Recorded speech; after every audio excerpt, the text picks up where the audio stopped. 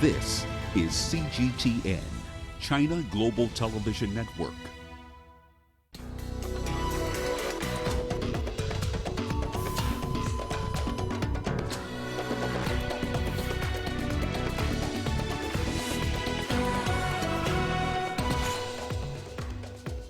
The latest in the fight to contain the coronavirus, with the death toll now above 2,300. Africa's health ministers meet to discuss a coordinated response to the coronavirus. And South Sudan's leaders beat the deadline to form a unity government. But what lies ahead in the fragile peace process?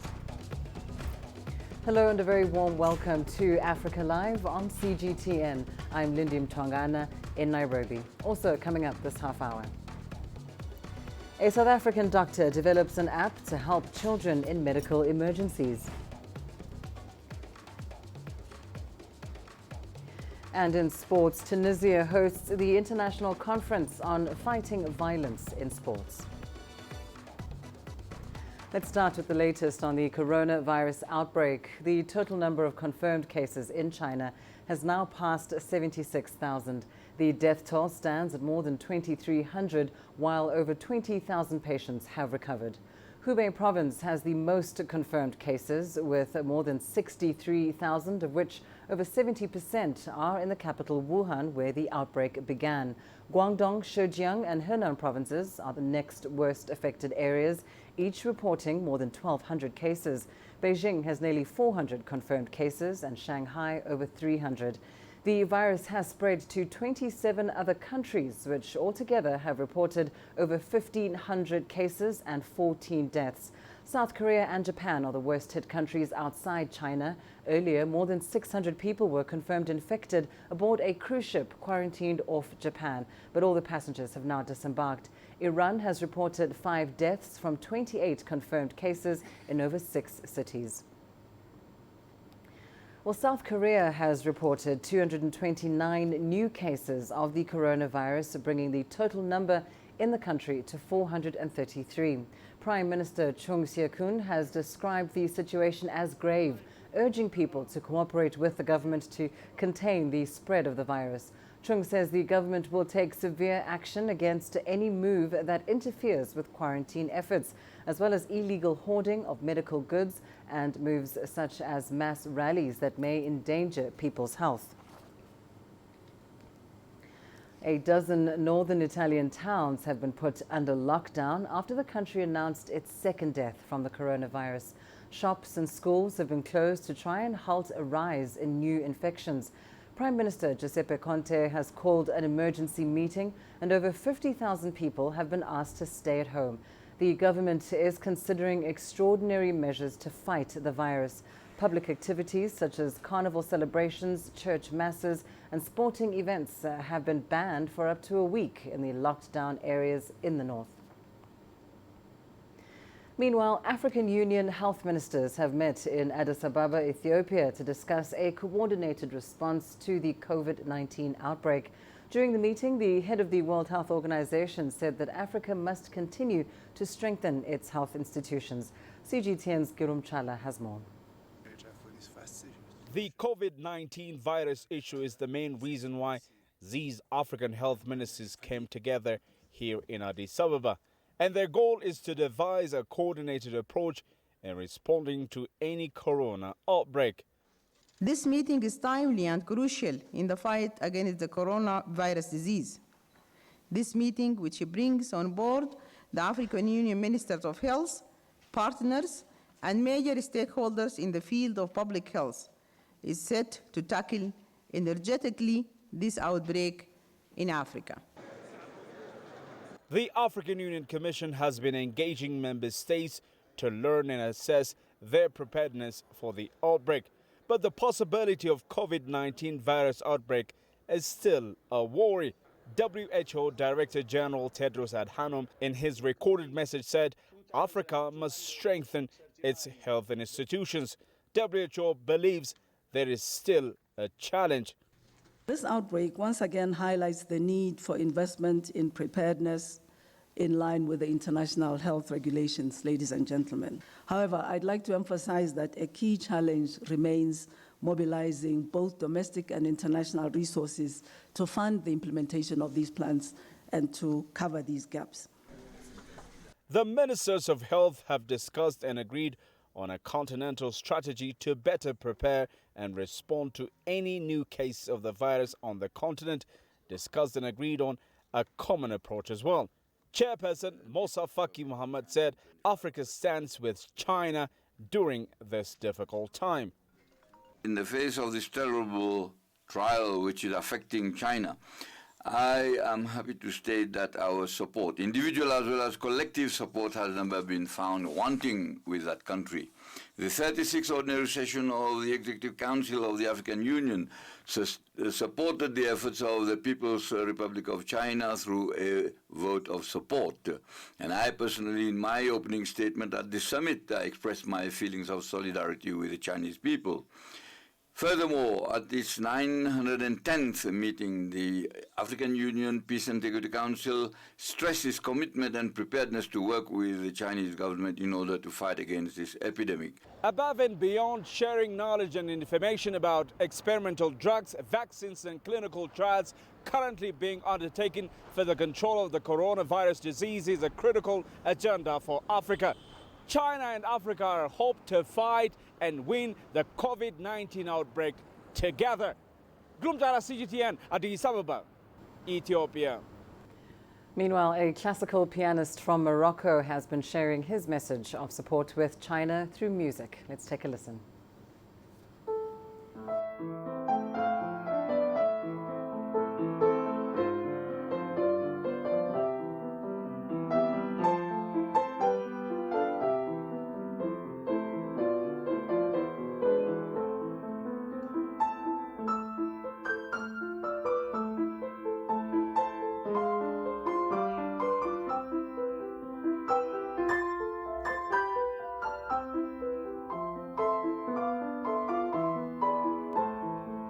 亲爱的中国朋友，我知道你们正在面临巨大的挑战，但是，请相信你们并不孤单，我们一直惦记你们。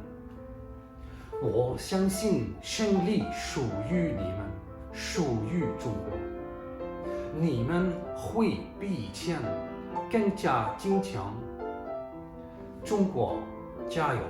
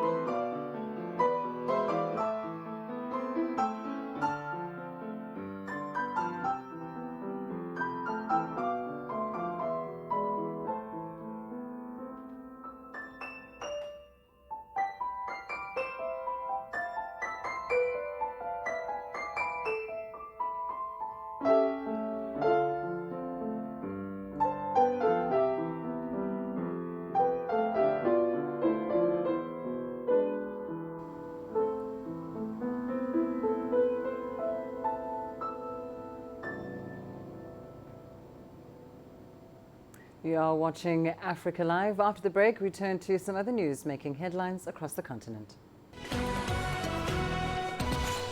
Coming up, Nigeria's Borno governor lays out his case for 100,000 more troops to fight Boko Haram. And a South African doctor develops an app to help children in medical emergencies.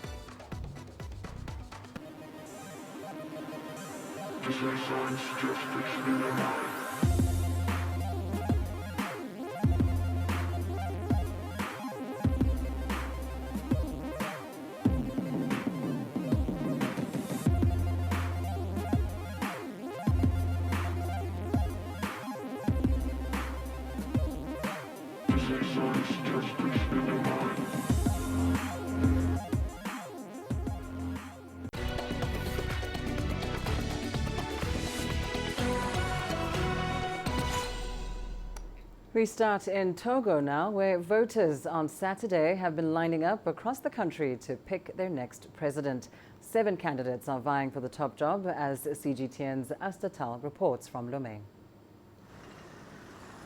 The streets are empty in Togo's capital, Lomé. The residents and citizens across the nation are casting their vote in the presidential ballot. This election comes at a pivotal moment for Togo. Protests in 2017 called for Gasimbe to step down and reinstate term limits. The term limits were reinstated, and through constitutional amendments, Gasimbe was allowed to run for a 4th term. Gasimbe is running under the ruling UNIR party and is looking to extend his family's 50-year rule over the country. He's targeting the youth vote and has also promised to revamp the country's health sector. Among his campaign promises, constructing a cancer treatment center. Jean-Pierre Fabre is leading his party, the ANC, and trying to secure the vote for the 3rd time. Fabre came in 2nd place in the country's 2005 and 2010 presidential elections. A potential upset could come courtesy of Agabimoye Kojo. Kojo is no stranger to the government, having held several positions, including that of Prime Minister in 2000. Kojo has promised wide-ranging reforms, from universal health care to releasing political prisoners. Both Fabre and Kojo are funding their campaigns independently. The campaigns are now done, and candidates will have to wait and see who Togolese pick to be their next president. For CGTN, I'm Asatal in Lomé, Togo. Meanwhile, Somali citizens will likely be heading to the polls later this year. This time around, they will have more voting rights. This after a new bill was signed into law on Friday. From Mogadishu, here's CGTN's Abdulaziz Billo. The public in Somalia will now be able to elect their leaders directly, a first for the country in 5 decades. On Friday, Somali President Mohamed Abdullahi Farmajo signed into law an electoral bill after it received the backing of lawmakers from both houses of parliament. I have signed here today a law that will allow one person, one vote in the 2020-2021 elections. The public will have the final say in choosing their new leaders. It will be an inclusive election. The task of implementing it now lies with the cabinet and both houses of parliament. On the streets of the capital, locals have welcomed the historic signing, a move that's expected to advance the democratic process in the Horn of African nation. The government is serious on implementing one man, one vote. As young people, we welcome the initiative, even though we understand the challenges that lie ahead. It is hard but achievable. It all depends on how the government implements it. There was a concern that the government was seeking mandate extension, but the new law will ensure that the vote takes place as planned. What makes us happy now is the fact that we can be able to vote, and the role of traditional elders will come to an end. Parliamentary election is slated for the end of the year, with presidential polls expected to take place early next year. The new law will give the public a chance to pick their representatives to parliament, unlike in the past where clan elders had the final say. Power in Somalia is shared among clans through a system known as 4.5 that involves 4 majority and minority clans. The new law, however, seeks to end the decades-long tradition by allowing eligible voters to elect their representatives through party lines. Insecurity, however, remains the biggest impediment to the realization of universal suffrage. Al-Shabaab has killed dozens of clan elders and electoral delegates in recent years. The group also summoned clan elders recently, warning them not to take part in the upcoming polls. Last time a popular vote was held in Somalia was 1969, before the military took over leadership. However, opposition politicians remain skeptical, with some suggesting that the government is seeking to extend its mandate if elections fail to take place as planned. Abdulaziz Bilon, CGTN, Mogadishu, Somalia. Nigeria's Borno State governor says 100,000 extra soldiers must be recruited to end the insurgency by Boko Haram in northeastern Nigeria. In a statement, Babagana Zulum said the Nigerian military doesn't have the manpower or the equipment necessary to fight the Islamist militant group, which has been staging horrific and simultaneous attacks. Ifeoma Tang reports from Jos, Nigeria. The aftermath of a deadly attack in Auno, a town 15 miles west of Borno capital Maiduguri, by suspected Boko Haram fighters. 30 people were killed. Borno State Governor Babagana Zulum says the Nigerian army cannot win the war against the Islamic insurgents without more military personnel, technology, and proper funding. This week, he pleaded with the president to deal with the terrorists once and for all, and called for 100,000 more recruits to be enlisted, would have to be enrolled from Borno State. Economists say too much money has already been spent on the conflict. I think that the Nigerian taxpayer is not being respected. If the federal government, if someone is contemplating recruiting 100,000 more soldiers to fight the insurgents, Nigeria has so far spent $2.6 billion in the fight against insurgency. To this day, how has it impacted? Over the last decade, Boko Haram militants have killed 30,000 people, while 2 million have been forced to flee from their homes. In 2015, President Muhammadu Buhari came into power on promises to end insurgency in the country. Although the Nigerian military have made significant progress in rooting out insurgents, the recent wave of violence currently threatens past victories. Experts say alternative ways of winning the war should be looked into. Is it manpower or more technology that we need, to combat insurgents? That should be the question. It shouldn't be like more, soldiers, to go and fight. What is the fate of the soldiers right now fighting? So for me, I don't think that is, good economic thinking. Deploy more technology instead of more manpower to go and fight. President Muhammadu Buhari has assured Nigerians that his administration will frustrate the operations of Boko Haram and bring their reign of terror to an end. Ifeoma Tang, CGTN, Jos, Nigeria. A young South African doctor has discovered what's possible when the right investments are made in technology and innovation. Rufaro Nyamoda has developed an app to help children in medical emergencies. The application is being developed and tested in the Eastern Cape province. CGTN's Julie Shire has more. South African doctor Rufaro Namayunda took time away from her patients to develop a children's medical emergency app. The idea was born from Namayunda's interaction with frantic parents who found it difficult to cope in emergencies. The intent was to create a digital nurse that could be used in school or at home. If we can make sure that at least one person in that household knows what basic first aid is or knows what basic safety is, it'll go a long way into actually ensuring that we can create safer communities at large, not just at schools. So it starts with the schools, it starts with us educating children at schools. Namayunda's smart innovation provides a medical record, making it easier for parents, teachers, or children themselves to deal with someone who is sick or injured.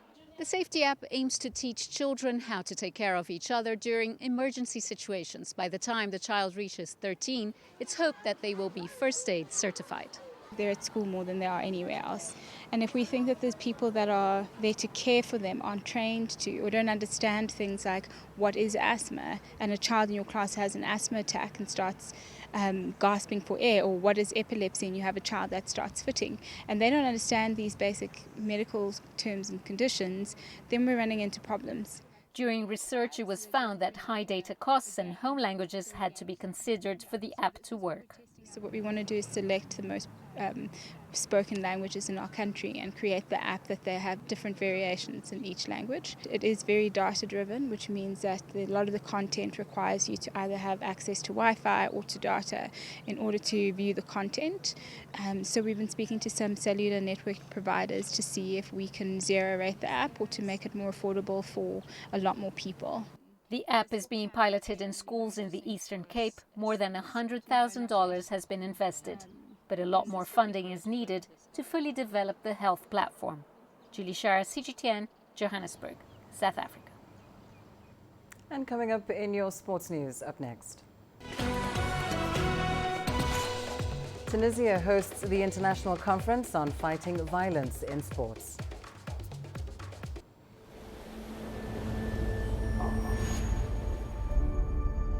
How would you create your legend? On the fields, on the tracks, in the arenas of Africa. Were you born to be a player? Could this moment be yours?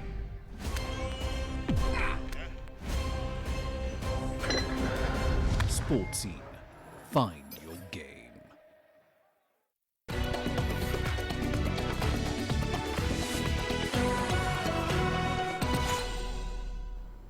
We kick off in Tunisia, where the endemic violence erupting almost every week in the country's football stadiums has alarmed authorities. Tunisia is currently hosting the International Conference on Fighting Violence in Sports, and as CGTN's Adnan Chouachi reports, it could not have come at a better time. The Tunisian government has called for dialogue between all stakeholders to limit the spread of violence inside and outside stadiums. The call for extreme violence has become usual at stadiums. The Premier's office is working closely with the Tunisian Football Federation, the Ministry of Youth and Sports, the Interior and Justice Ministries, and all state apparatuses to stop this dangerous phenomenon. Some recent footage shocked the public with growing violence between fans and support groups, especially youths. There's a lack of trust between the state and support groups who often transform the stadium into a battleground.